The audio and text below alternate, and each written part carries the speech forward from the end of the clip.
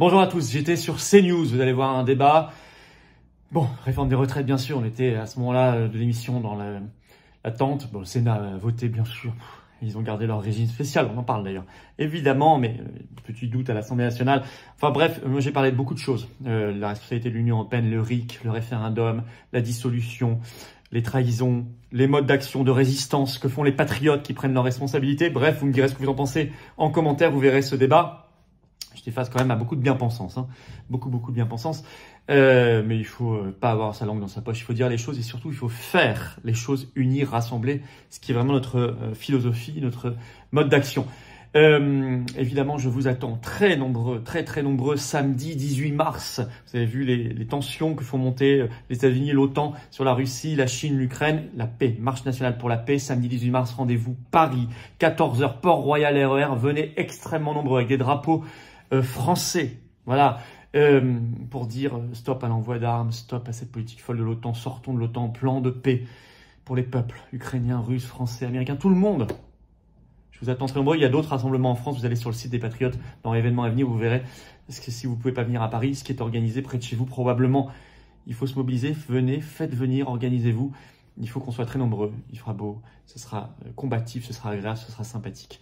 Voilà, et par ailleurs, je suis, vous le savez, jeudi 23 mars, je suis à Montpellier. Vous écrivez à référent 34, tout collé sans action, @les-patriotes.fr si vous voulez réserver information, réservation. La semaine d'après, le 30 mars, je suis à Bordeaux. Vous écrivez à référent 33, @les-patriotes.fr. Pareil pour information et réservation. J'ai hâte de vous voir. Abonnez-vous à cette chaîne YouTube. Pensez-y. Prenez peut-être maintenant la petite seconde pour le faire. Cliquez en dessous sur s'abonner. C'est évidemment totalement gratuit. C'est totalement instantané. Mais je rappelle que la différence entre quelqu'un qui regarde une vidéo en étant non abonné et quelqu'un qui regarde une vidéo en étant abonné, c'est qu'en étant abonné, vous permettez à YouTube de mieux recommander, de davantage recommander ces vidéos à des internautes qui peut-être ne nous connaissent pas encore. Et quand on sera à 500 000 abonnés et on s'en approche sur la chaîne, en direct, on fera un événement phénoménal pour célébrer ça ensemble, totalement en interactivité avec vous. Je compte sur vous. Merci aux nouveaux abonnés à la chaîne. Bienvenue à ceux qui vont s'abonner dans les secondes qui viennent. Je vous attends, patriotes. Voilà, je ne vous le redirai pas en fin de vidéo, en fin d'interview. Donc, faites votre adhésion ou réadhésion ou faites un don de soutien si vous le pouvez au mouvement. Maintenant, faisons une pause. Tous les liens sont sous la vidéo en description. Le premier, c'est pour adhésion, réadhésion. Le deuxième en dessous, c'est pour faire un don. Ou en fin de vidéo, mais pensez-y, besoin de vous. J'ai besoin de vous. Le mouvement de résistance a besoin de vous. Nous sommes totalement anti-oligarchiques. On n'a pas reçu 1 euro de financement public. Rien. Or, on fait.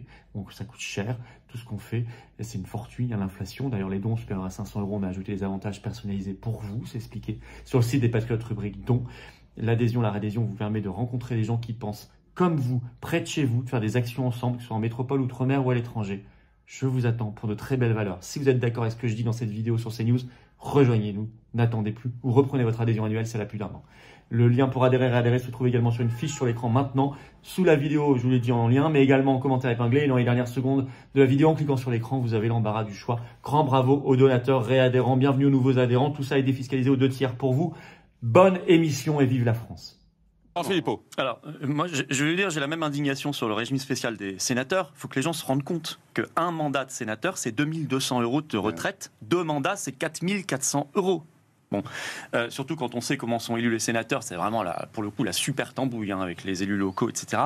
Ils sont élus indirectement, c'est absolument scandaleux. Ils vont imposer par contre aux autres, à la plèbe, de bosser 2 ans de plus, accélérer l'arrivée aux 43 annuités, etc. C'est absolument infâme ce qui se passe là-bas au Sénat. Il y a une pénibilité très forte au Sénat, c'est pour ça qu'ils ont un régime. Quand on voit M. Larcher, on imagine qu'effectivement il a une vie extrêmement pénible.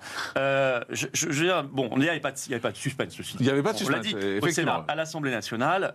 Moi, j'espère, si vous voulez écouter, depuis le 19 juin dernier, les oppositions sont majoritaires à l'Assemblée nationale. La Macronie est minoritaire, numériquement. Donc, s'ils sont un tout petit peu intelligents, ça fait 10 mois qu'ils ne le sont pas. Ils n'ont jamais été capables de voter ensemble une seule motion de censure. S'ils sont capables de le faire... S'il y a le 49.3, parce que s'il n'y a pas de 49.3, il n'y a pas de motion de censure. On peut déposer une motion de censure, quoi qu'il arrive. On peut déposer une motion de censure. Et s'ils sont intelligents, la loi ne passe pas et ce gouvernement est renversé. Juste, on va aller au Sénat. Florian Philippot, et ensuite on va à l'Élysée. La réalité, c'est que ces partis-là, évidemment, se font la courte échelle, qu'il y a des méthodes insensées en ce moment. On a appris par le Parisien que Bruno Le Maire appelait des députés LR pour leur dire, si tu votes pour la réforme, je te donne de l'argent pour ta circonscription. Ça s'appelle comment ça ? Ça s'appelle comment en bon français? Du clientélisme. Du clientélisme, de la corruption, de l'achat de voix. Vous l'appelez comme vous voulez. Dire ça, c'est pénal. Il se retournera vers le Parisien. C'est écrit dans le Parisien. Et la députée a témoigné. Donc je veux dire, tout ça, ce sont des méthodes indignes. Et je signifie que tous les arguments qui ont été donnés par M. Retailleau à l'instant sont totalement mensongers.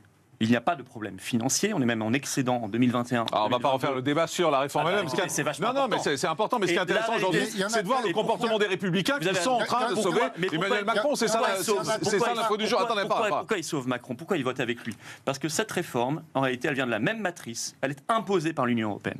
Et ces partis-là sont des partis croupions de l'Union européenne. C'est totalement vrai. Le gouvernement espagnol l'a avoué. Le gouvernement belge l'a avoué. Il n'y a que le gouvernement français.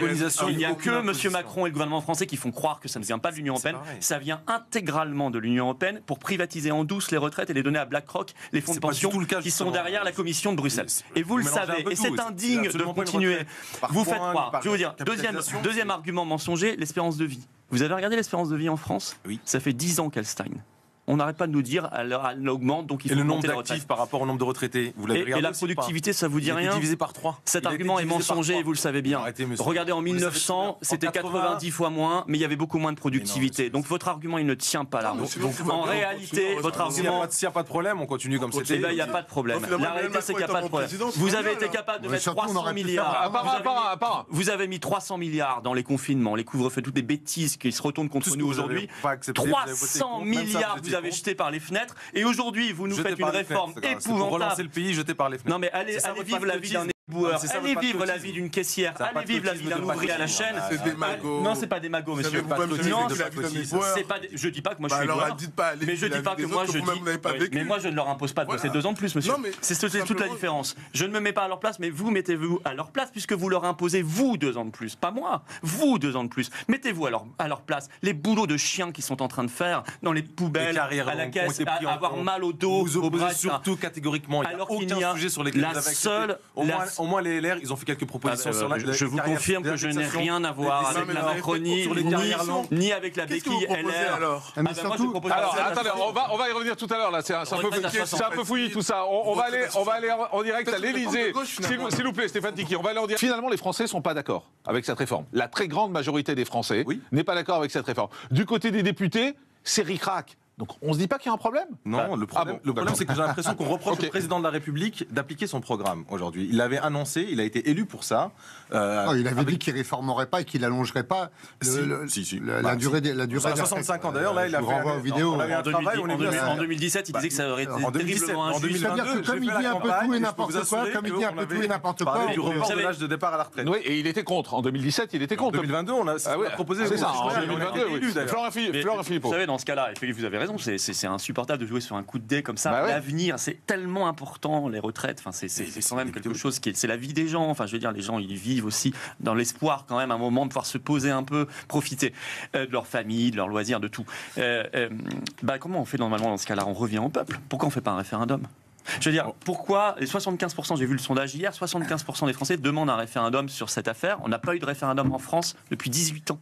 18 ans, c'est incroyable. Alors que c'est dans la Constitution. Le général de Gaulle, on faisait régulièrement. Il faut en faire un. On fait un référendum. Et vous savez, moi je pense qu'il faut mettre dans la Constitution le référendum d'initiative citoyenne. Ça nous aurait, si ça existait comme en Suisse, on n'aurait pas tous ces problèmes aujourd'hui. Les gens d'eux-mêmes auraient suscité un référendum et on aurait tranché par le peuple. Oui, c'est pas une loi fédérale, c'est pas la même chose. Mais c'est une belle démocratie, le référendum d'initiative citoyenne. Et moi je pense qu'à un moment, on va sortir, parce que là c'est que magouille et magouille, les coups de fil dans tous les sens. On va pas faire des référendums sur chaque réforme. À un moment donné, il faut accepter aussi. Pardon.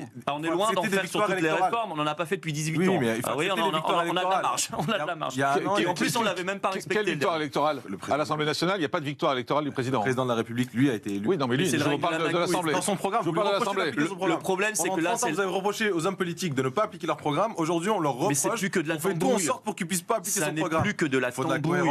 Vous êtes conscient, vous êtes d'accord avec moi, ça n'est plus que de la tambouille. Mathias Leboeuf. On appelle un par un les gens, on essaie de les cette situation atteste base de 3 choses.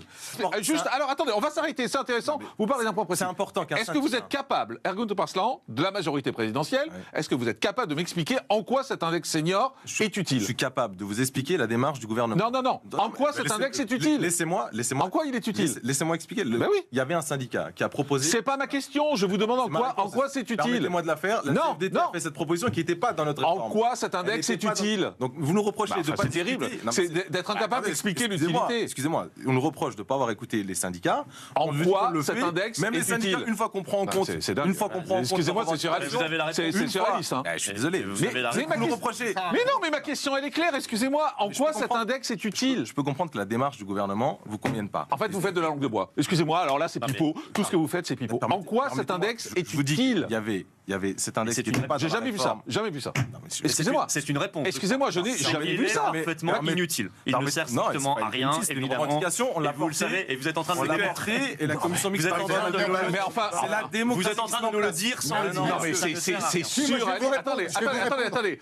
Juste, Ergun Topaslan, vous êtes donc incapable de m'expliquer. L'interprétation, je ne me permettrai pas. Moi, ce que je expliquez-le-moi alors. Tout à l'heure, non, mais ça va. À un moment donné, vous dites que le gouvernement n'a pas du tout négocié. C'est pas ma question. Je vous pose une question. C'est ce qui a été dit. Il y a eu 4 mois de négociation. Attendez. Je veux bien vous la poser une 10e fois, mais on va battre des records. Moi, je vais revenir sur le. Mais c'est pas ma question. Je sais que ça vous dérange, mais ça me dérange pas du tout. Je vous demande à quoi il sert cet index. Il y a une réforme qui a été proposée, qui n'est pas financée. C'est surréaliste. Non, mais si vous venez et que vous n'êtes pas capable d'expliquer les choses, ça sert à rien. En quoi cet index est utile? La démarche qu'on a tenue. Mais je vous demande pas quelle est la démarche. Je vous demande à quoi ça sert. Très bien ce que vous essayez de faire. La réalité, c'est que depuis tout à l'heure, on explique que le gouvernement n'a pas discuté, n'a pas échangé. Ça a négocié la réforme de base. C'était pas celle-là. Aujourd'hui, on est revenu dessus. Vous l'avez dit. De la CFDT qui elle-même est contre. Ergun Topaslan. Moi, j'appelle la cohérence aussi là-dessus. Ok, vous l'avez dit. Demandez à ceux de la CFDT pourquoi ils voulaient l'index. Ah, parce que vous en savez rien. Bah si, mais alors pourquoi? Non, mais c'est bon, on va pas faire un détail sur tout ce qui a été dit là depuis tout à l'heure. Moi, ce que je suis en train. Donc vous n'êtes pas capable de l'expliquer. Excusez-moi. Vous n'êtes pas capable de comprendre que le gouvernement a fait des efforts. Ok, je l'ai entendu. Je vous demande à quoi ça sert. Depuis tout à l'heure, c'est important aussi de ça. D'accord. Et vous répétez toujours la même chose là. Excusez-moi. Non, mais si vous voulez pas entendre. À quoi ça sert? On va pas répéter. Je vous explique à quoi ça sert l'indexation des seniors. Oui. C'est pour permettre aussi que les personnes qui sont qui ont des salaires, qui ont personnes en fin de carrière, puissent avoir aussi un suivi de leur niveau de rémunération au sein des entreprises, ce qui n'existait pas. Et la réforme de retraite a 2 intérêts, a 2 volets importants, c'est de permettre aussi l'employabilité de nos seniors, parce que ça, personne n'en parle. Moi, je suis désespéré. Je suis désespéré. Il n'est plus sûr que celui qui veut pas entendre. Je vous explique, mais à quoi sert l'index senior? Vous êtes incapable de le dire, Ergun Topaslan. Non, l'index, un niveau de vie et l'employabilité de nos seniors. L'index, c'est pas ça. Vous savez même pas ce que c'est. Vous savez même pas ce que c'est. L'index senior, c'est même pas ça. Non mais attendez, c'est bon. Depuis tout à l'heure, je comprends que vous êtes contre la réforme, mais il faut. Mais je suis pas contre la réforme. Je pense qu'il faut réformer. Je vais vous dire le contraire. Je pense qu'il faut réformer. On a fait des grands avancées sur cette réforme. Bon, qu'on est incapable d'expliquer. L'index senior, ça va servir à une chose. Ça va servir à constater que l'employabilité des seniors, justement, est totalement pauvre et qu'on ne fait rien pour favoriser l'employabilité. Il n'y a aucune contrainte pour les entreprises. Il n'y a aucune contrainte. Mais non, mais ça sert à rien. C'est du pipeau. Je vais vous dire ça. N'ayez même pas le débat parce que ça sera censuré par le Conseil constitutionnel et que le gouvernement le sait déjà. Ça ne sera pas constitutionnel parce que c'est dans une loi de financement de la sécurité sociale et donc le Conseil constitutionnel considérera que ça n'est pas constitutionnel. Donc on parle de rien et je pense que vous savez même pas ce que c'est que l'index senior. À un moment donné, si vous voulez pas entendre. Mais non, je pense que vous ne savez pas ce que c'est et la réalité c'est que ça n'est rien. Voilà. C'est votre interprétation, monsieur. Vous pouvez pas dire ça. Aujourd'hui, l'index senior, c'est le taux d'employés. Ça vous convient pas. À un moment donné, moi je m'en fiche, je sais pas ce que je demande. Moi je demande qu'on n'aille pas vers les 64 ans et les 48 Stéphane, simplement pour 200%. Est-ce que vous pensez pas que c'est quand même aux gens au moment de retrancher ces débats, quoi? Soit dissolution, soit référendum. Mais au bout d'un moment, attendez, on va arrêter là. Ça sert strictement à rien. On revient à voter quand même. Mais on vote pas tous les 3 mois en France. On vote très peu en France. Je sais que c'est votre fantasme, mais à un moment donné, si c'est pour reperdre à chaque fois, on a vu. Là, pour le coup, je pense que la Macronie aurait une minorité encore plus importante. Vous voyez, encore. C'est quoi votre volonté? C'est d'avoir de l'instabilité dans le pays? C'est ça votre objectif? Non, ma volonté, c'est d'avoir des bonnes réformes pour que le pays arrête de désespérer. Laissez les parlementaires voter. Parce que parlez un peu avec les gens. Moi, je suis en manif toutes les semaines sur plein de sujets. Les gens sont désespérés par votre politique. Ils en peuvent plus, voilà. Et là, ce que vous dites ce matin, vous montrez un truc épouvantable. Il y a une réforme et vous ajoutez l'index senior. Vous savez même pas ce que c'est. Alors que vous nous vantez, vous nous vantez les mérites de cet index. Arrêtez de jouer sur ce terrain-là. On vous l'a dit depuis tout à l'heure. C'est vous qui dites que ça sert à rien. Ça fait un quart d'heure. C'est vous qui dites que ça sert à rien. Donc vous ça sert à rien. Moi, je dis que ça sert sert à rien. Et même sert à rien, en plus, vous n'avez pas traité. Du moment où Vous avez menti, comme pendant des mois, vous avez menti sur les 1 200 € minimum. Ensuite, vous avez avoué que vous avez menti, ça ne concernera que 10 000 personnes. Au début, c'était 2 millions. Donc, si vous voulez, on ne peut pas continuer à traiter les gens comme ça. Donc, il faut revenir aux urnes et il faut qu'on soit un pays souverain. Parce que le problème aussi, le non-dit, si pour vous, la souveraineté, c'est de voter tous les week-ends, ok. Non, pas tous les week-ends. On vote de temps en temps quand même. Et qu'il y ait des référendums, qu'on écoute les gens et qu'on respecte leur volonté et qu'on arrête de se faire imposer par Bruxelles nos réformes. Et surtout, Florian Philippot. Eh ben oui, il n'est pas très serein, mais enfin chiche quoi. Est-ce que c'est une forme de chantage pour vous? Oui, bien sûr que c'est une forme de chantage. Ils ne font que ça en ce moment. Donc c'est épouvantable. Le spectacle qui est donné au Parlement est absolument épouvantable. Et nous comprenons pourquoi il n'y a plus que 44% des gens qui ont voté la dernière fois aux élections législatives. Quand même 44%. La majorité n'a pas voté. Donc on ne peut pas continuer comme ça. Donc pas qu'ils veulent retourner aux urnes, mais qu'il y aille. Là, il a 250 députés, il en aura 120. On va laisser respirer Ergun un moment, puisqu'on va parler. Il n'y a pas de souci, Jean-Marc, on va enchaîner. On va parler. Je vais faire un Philippot un mot et Ergun. Je voudrais quand même rappeler qu'un éboueur, c'est celui dont on disait qu'il était en première ligne pendant le Covid, vous vous souvenez on les applaudissait, etc. Et puis, en moyenne, il gagne 1 300 €. En fin de carrière, au mieux, ils sont à 2 200 bruts. Voilà. Donc je rappelle quand même des bases. Alors là, c'est 2 semaines de gêne. On subit tous. C'est très désagréable, etc. Mais c'est 2 ans de boulot. Vous voyez, 2 semaines, 2 ans. Donc moi, je pense que il faut tenir bon. Voilà, tout simplement. Alors la seule chose que je demande, c'est que les services déblaient les trottoirs pour laisser passer les gens en fauteuil roulant. Exactement. Parce que ça c'est un vrai problème. Pour le coup, on peut pas. Mais pour le reste, non, il faut tenir bon. Alors qu'ils mettent les déchets. Attendez, qu'ils envoient les déchets devant l'Élysée ou devant la Commission européenne. Ce sera très bien et ce sera ou devant le parti Renaissance apparemment. Ils l'ont fait. C'était pas mal. Oui, justement, voilà, c'est ça que je voulais dire. Non, c'est pas que c'était pas mal, c'est que c'était agressif et c'est pas très bien non plus parce qu'ils ont balancé les trucs de ça. Il y a beaucoup de monde qu'on n'a pas entendu. Ce qui est agressif, c'est d'imposer aux gens une réforme aussi brutale, aussi injuste. Allez, Ergun, rapidement un mot. Après, je rencontrais Florian Philippot. Je trouve extrêmement intéressant d'entendre ces messieurs plombiers, pompiers. On voit la réalité. Voilà. J'espère que les députés, sénateurs regardent un petit peu quand même et voient ces gens-là. On voit l'impact immédiat. C'est que des métiers qui manquent déjà de bras, on a du mal à recruter des jeunes. Vous imaginez bien demain seront encore moins attractifs parce que les jeunes sont en train de se faire ce raisonnement-là et donc ils iront encore moins. Donc en fait, on aggrave la situation. Pardon ? Il n'y a pas beaucoup de jeunes dans la rue. Ça n'a pas marché ce pari sur la jeunesse. Il y en a beaucoup de jeunes dans la rue. Ça dépend. On peut compter syndicats. Et vous n'êtes pas obligé d'être dans la rue pour. En tout cas, il n'y a pas de blocage. Pour les il y a quasiment pas de blocage de lycée et de collège. Même si vous n'êtes pas dans la rue, vous réfléchissez à ça et vous avez encore moins envie d'aller. Donc on va dégrader encore plus le service public et on arrive au vrai but de cette réforme. Évidemment, c'est qu'on offre sur un plateau d'argent les retraites à la grande finance. Et c'est ça l'objectif réel de la Commission et de son gouvernement. On continue. Système de vie. Franchement, dire d'un pompier qui pense individuel et pas collectif. Non, j'ai dit qu'on a une vision individuelle sur un cas individuel. Vous l'avez dit. C'est quand même fort de café. C'est une vision je pense qu'on peut pas tout dire. Un cas individuel. Non, on peut pas tout dire. Ne faisons pas d'un cas individuel un cas général, mon cher Florent. C'est pas malhonnête. Non, je suis très honnête. Moi, je pense que ce sont des gens qui ont profondément le sens du service public et du secours dans la peau.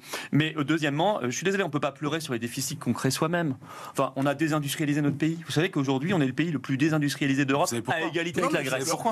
Je sais pourquoi on ne crée plus d'emplois industriels. Parce qu'on a fait le libre-échange total. Pourquoi Tesla est parti en Allemagne et pas en France? Parce qu'on a fait. Ça, c'est à cause de l'euro. Mais vous savez pourquoi? Il n'y a pas d'euro en Allemagne. C'est bien connu. Justement, on a la même. Ils ont quand même été en Allemagne. On va faire un débat sur l'euro. Attendez, on va rester sur l'économie. Attendez, la cause principale de la désindustrialisation. C'est l'Europe. Non. Oui, en partie, elle l'a fait. Mais on a ouvert grand nos frontières à la concurrence mondiale. On a mis l'ouvrier français, l'ingénieur français en concurrence avec l'ouvrier chinois, le sud-américain. Et on n'arrête pas. Et on n'arrête pas de le faire. Il y a plein de pays qui se protègent, qui font du patriotisme. France, Allemagne. Pourquoi Tesla va en Allemagne et pas en France? Parce qu'en Allemagne, ils ont une monnaie qui est très bien pour eux. En nous, elle est très mauvaise. Pour nous, elle est très mauvaise. Jusqu'à 65 ans. On n'avait pas la même monnaie. S'il vous plaît, on va poser la question.